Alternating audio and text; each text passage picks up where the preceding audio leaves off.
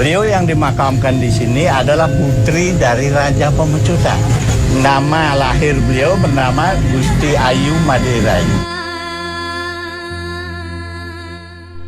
Ini adalah satu-satunya makam Muslim di tengah pemakaman umat Hindu yang terletak di Desa Pemecutan, Kecamatan Denpasar Barat.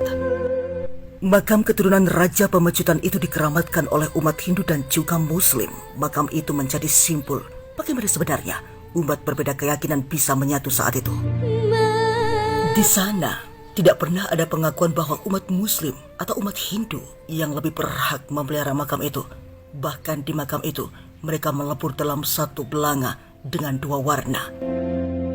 Keberadaan makam Siti Khotijah menjadi salah satu alat pemersatu antara umat Muslim dengan Hindu yang merupakan agama mayoritas masyarakat di Pulau Bali. Sejarah makam Keramat Agung Pemecutan memang menyimpan sejuta misteri yang belum terungkap dengan jelas. Seperti apakah sesungguhnya keberadaan makam Keramat Putri Raja Badung itu? Hingga kini masih memunculkan tanda tanya. Dan berikut ini adalah kisah kesetiaan sang Putri Raja Pemecutan yang menjadi sejarah berbeda di Pulau Bali.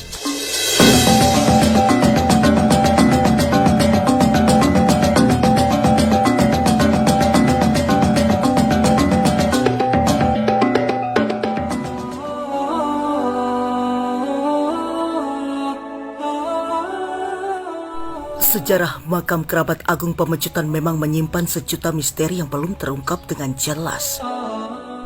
Keberadaan makam keramat Putri Raja Badung hingga kini memunculkan tanda tanya seputar kematian sang Putri Raja.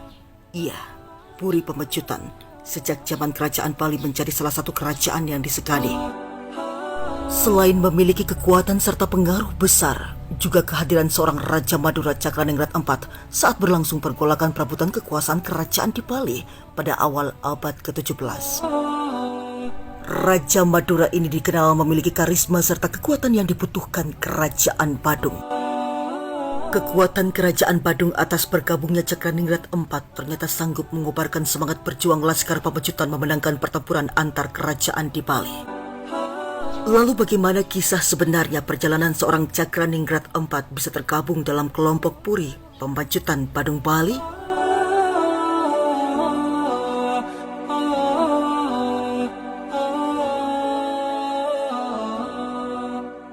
Tersebutlah seorang raja di Puri Pemecutan yang bergelar I Gusti Ngurah Gede Pemecutan. Salah seorang putri beliau bernama Gusti Ayu Madirai. Sang putri ketika menginjak dewasa ditimpa penyakit keras dan menahun, yakni sakit kuning. Berbagai upaya telah dilakukan untuk menyembuhkan penyakit itu, namun ia tak kunjung sembuh pula. Sang raja ketika itu mengheningkan Bayu Sabda dan Idap memohon kepada Hyang Kuasa di Berajan Puri. Dari sanalah beliau mendapatkan pawisik bahwa sang raja hendaknya mengadakan sabda Pandita Ratu atau sayembara. Sang raja kemudian mengeluarkan sabda, barang siapa yang bisa menyembuhkan penyakit anak saya, kalau perempuan akan diangkat menjadi anak angkat raja, kalau laki-laki, kalau memang jodohnya akan dinikahkan dengan putri raja.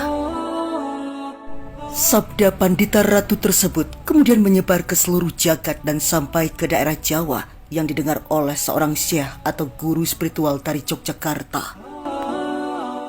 Syekh ini memiliki seorang murid kesayangan yang bernama Pangeran Cakraningrat IV dari Bangkalan Madura.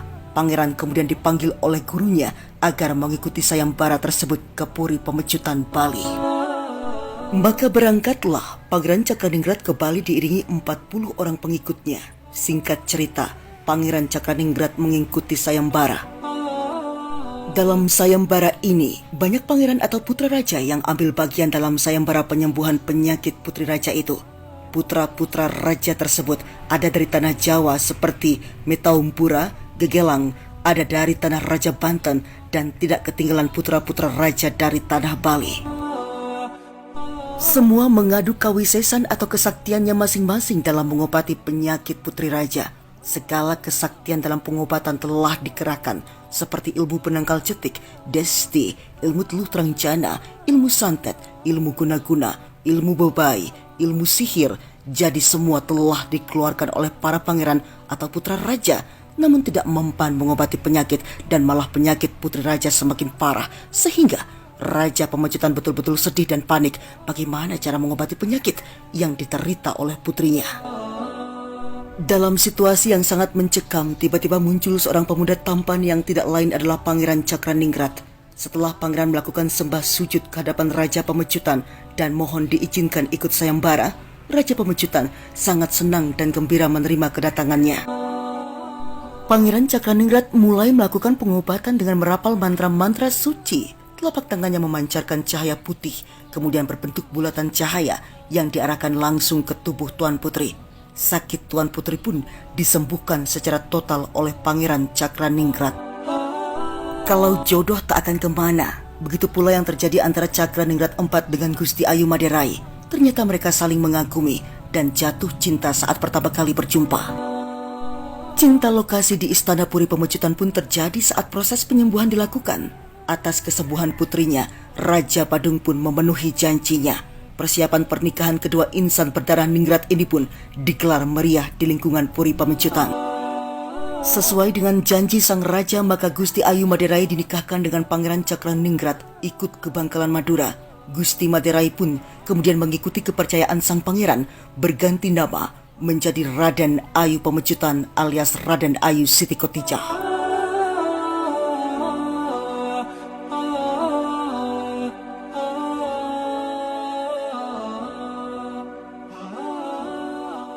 Raden Ayu Siti Khotijah atau Raden Ayu Pemecutan diboyong ke Bangkalan untuk dipertemukan dengan keluarga besar Cakraningrat IV di Kerajaan Madura Barat. Tentunya kehadiran Siti Khotijah di lingkungan keluarga besar Cakraningrat IV disambut baik, apalagi sosok Siti Khotijah, seorang putri Raja Badung, memang sangat santun, taat beribadah, dan tentunya memiliki kecantikan yang luar biasa. Setelah sekian lama di Madura, Raden Ayu merindukan kampung halamannya di Pemecutan dan meminta izin kepada sang suami untuk menghadap sang ayah di Bali. Cakraningrat IV mengizinkan Raden Ayu untuk pulang ke Bali beserta 40 orang pengiring dan pengawal. Cakraningrat IV memberikan bekal berupa guci, keris, dan sebuah pusaka berbentuk tusuk konde yang diselipkan di rambut sang putri. Sesampainya di Kerajaan Pemecutan, Siti Khotijah disambut dengan riang gembira. Namun kala itu tidak ada yang mengetahui bahwa sang putri telah memeluk agama Islam menjadi seorang mualaf. Raden Ayu Pemecutan ditempatkan di Taman Istana Monang Maning Denpasar dengan para dayang-dayang. Pada suatu maghrib, Raden Ayu Siti Khotijah sholat maghrib. Pada saat itu, orang-orang di Istana Pemecutan sama sekali belum pernah melihat bagaimana cara orang Islam sembahyang. Dikira Raden Ayu Siti Khotijah sedang melepaskan ilmu hitam. Menurut kepercayaan di Bali, bila seseorang mengenakan pakaian atau jubah serba putih, itu adalah pertanda sedang melepas atau melakukan ritual ilmu hitam leak. Hal tersebut dianggap aneh dan dikatakan sebagai penganut aliran ilmu hitam. Akibat ketidaktahuan pengawal istana, keanehan yang disaksikan di halaman istana membuat pengawal dan patih kerajaan menjadi geram dan melaporkan hal tersebut kepada raja. Mendengar laporan Kipatih tersebut, sang raja menjadi murka.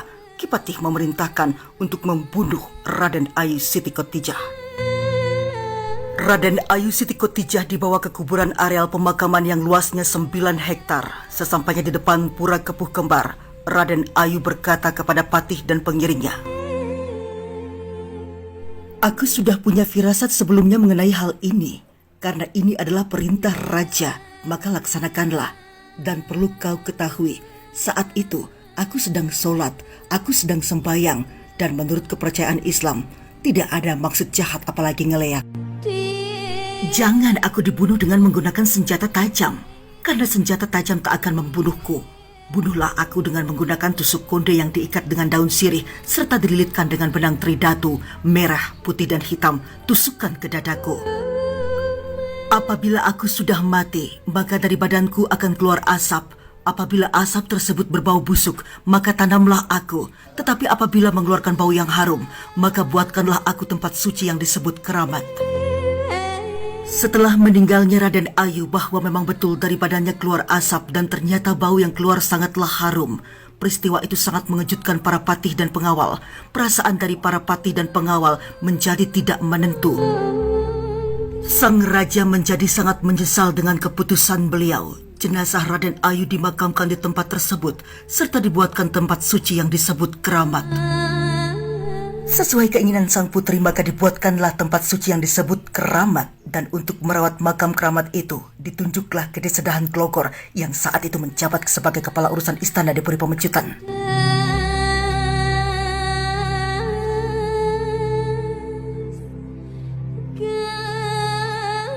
Pada suatu hari, dari makam Raden Ayu tumbuh sebuah pohon yang tingginya sekitar 50 cm, tepat di tengah-tengah kuburan itu. Pohon tersebut membuat kuburan menjadi terbelah. Pohon itu dicabut oleh Sedahan Moning, istri dari Sedahan Glogor. Ajaibnya, setiap kali dibersihkan atau dicabut, pohon itu kembali tumbuh dan terus membesar. Melihat keganjilan itu, akhirnya penjaga makam, Gede Sedahan Glogor dan istri membiarkan pohon itu tumbuh.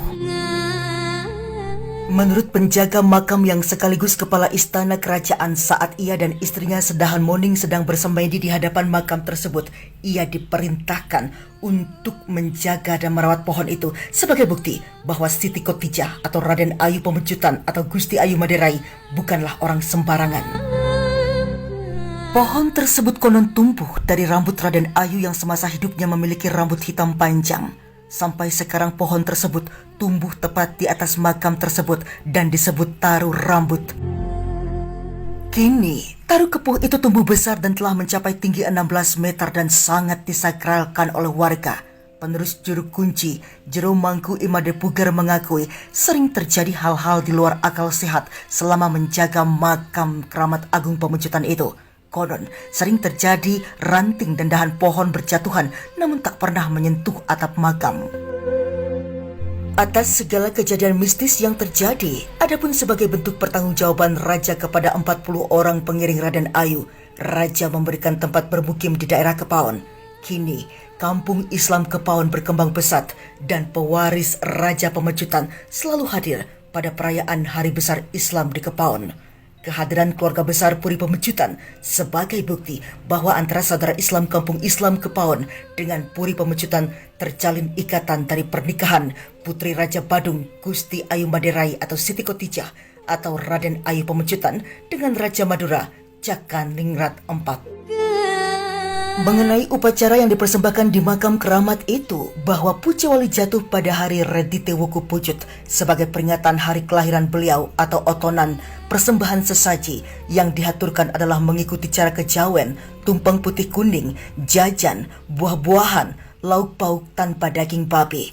Saat ini makam keramat agung Pemecutan telah mengalami renovasi serta diperluas menjadi 400 meter persegi. Sampai kini, kunjungan peziarah dari berbagai daerah di Jawa, khususnya Madura, sangat ramai. Demikian pula dengan warga Hindu banyak yang datang ke tempat itu. Demikianlah sekelumit kisah kesetiaan sang putri Raja Pemecutan Badung terhadap sang suami dari Madura Cakraningrat IV. Semoga informasi ini menambah kerukunan antar umat beragama, toleransi sesama umat beragama di seluruh penjuru Bali, Indonesia dan dunia. Saya Juru Tabakan Selobi Omnivora, terima kasih dan sampai jumpa.